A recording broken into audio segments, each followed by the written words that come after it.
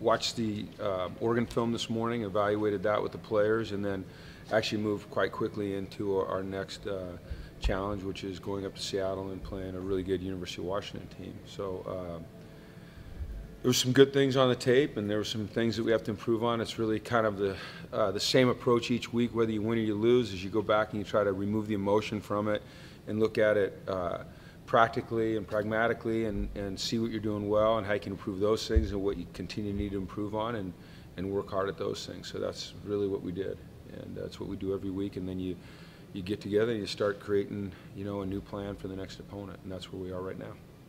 So. Did it seem like when you watched the film as big of a step forward for the defense as it maybe initially appeared with the takeaways and some of the stops? We played a lot better and we kept them out of the end zone, and but there's still a ton of room for improvement. We still didn't tackle as well as we can tackle. We didn't fit up the run as well as we can fit up the run. So what I was excited about was the energy and the effort they played with. And so I did see a noticeable jump there. And we want to continue to play that way, and then just keep working on being technically sound and being a better tackling defense. And when we do those things, then we can start, making, significant improvements. You had a couple of guys who left with pretty serious injuries. Is there anything you can say about those guys? Matt Dickerson is having surgery tomorrow on his collarbone, and have a plate put in there, and he'll be out for quite a while. Other than that, I think those guys all have a chance to come back. Yeah, and Matt's the only one that doesn't really have a chance right now. Okay. Everyone else has a chance to come back. Rick Wade didn't play last week. Yeah, he hurt his knee. Remember, he hurt his knee the week before, but he has a chance to be back this week as well. So, all those guys, they're fighting their way back onto the field. Jalen, Starks, Austin. Breland now he's still in the concussion protocol. That it's affected him, and it's unfortunate, and feel bad for him. I just want to make sure that he's healthy mentally, that he's emotionally ready before he comes back. And those are the things you just don't play with. You just don't, and they affect every young man differently. And this one has affected him pretty significantly. And so right now, I think what's most important for Breland is that he feels comfortable and that he continues to put his energy into his academics, and then we'll see where he is with regards to football later on. So there's no timetable there. Tuioti Mariner had internal injuries, but seems to be okay. Very precautionary. Our medical staff's outstanding, and with these guys, we're always going to err on the side of making sure that we, do everything we can to ensure that there's, no chance of further damage. We're not going to put them back on the field, when we don't know what the issue is. And so they got him to the hospital, and they did a tremendously thorough examination of him, and they released him that night. And I talked to him on Saturday night, and he was feeling a lot better.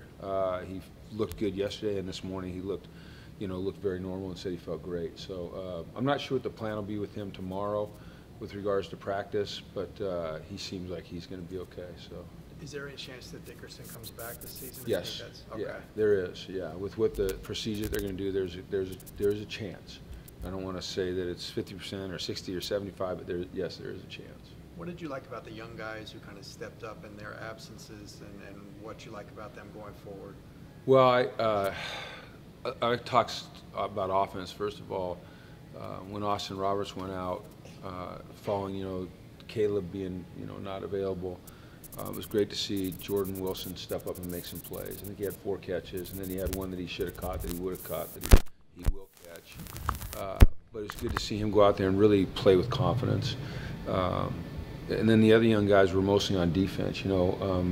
Greg Rogers went in and played really well and had a heck of a play on that 4th down stop, to get into the backfield and kind of create a little disruption. I thought that Martin Andrus gave us some good snaps, and then Keyshawn, moving from really a defensive end to an inside linebacker position in the middle of the game, did some really good things. Chris Barnes wasn't available to us, as you know. He wasn't suited up. And then when Josh got hurt, Keyshawn had to go and do that, and he did a great job. It was good to see Colin Samuels out there getting significant playing time and making a really good play on a deep ball. So, anytime you can get young guys time and they can learn and you can get a win, that's a great thing. You know, if they're having to play and they're struggling and you lose, they're still learning, but you're taking your lumps along the way. So it's a positive. It looked like Moses Robinson-Carr got in for a snap there before the Andrews touchdown in the fourth quarter. What went into that decision to put him in the game at that time? Oh, he's been playing the last couple of weeks, actually. Yeah, so he's been getting time. So that's his package on offense. Yeah, he's been playing on special teams now for a number of weeks.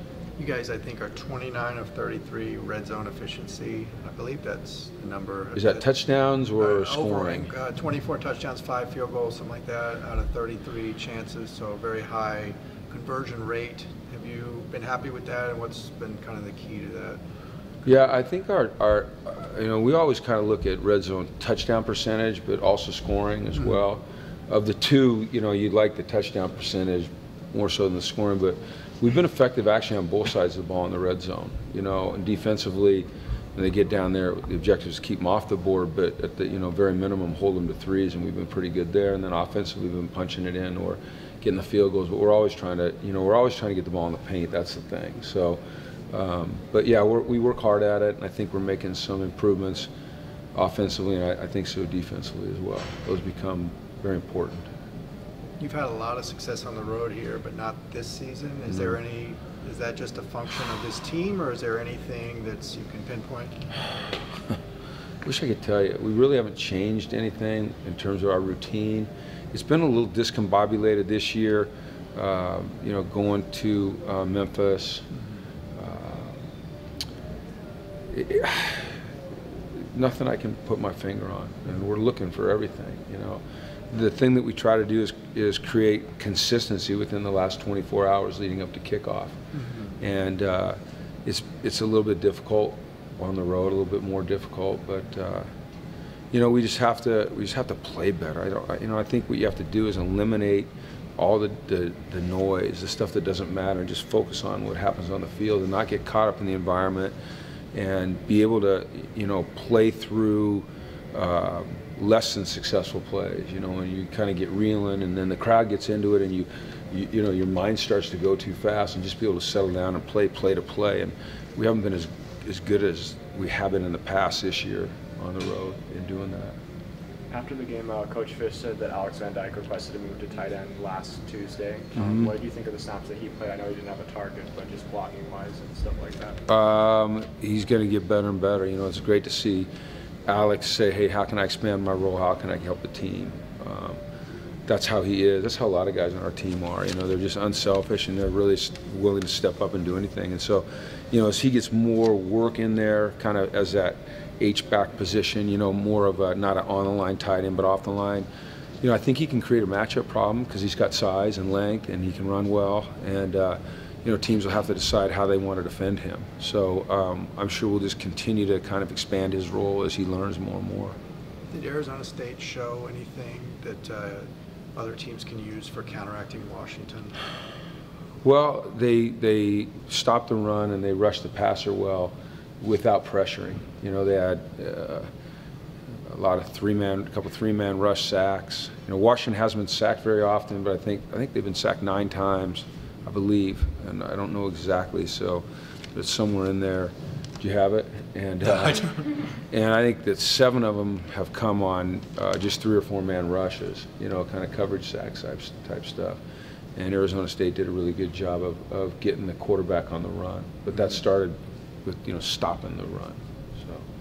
So and then, you know, offensively, I mean, it was a gritty, grind them out kind of effort by both offenses, Arizona State's and Washington. And I think Arizona State ended up having 32 carries for 40 yards, but they committed to the run.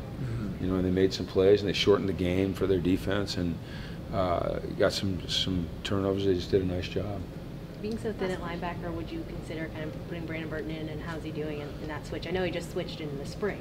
Yeah, eventually. He's been hurt, so, you know, he's missed the last couple games with a knee injury, so he hasn't gotten any work.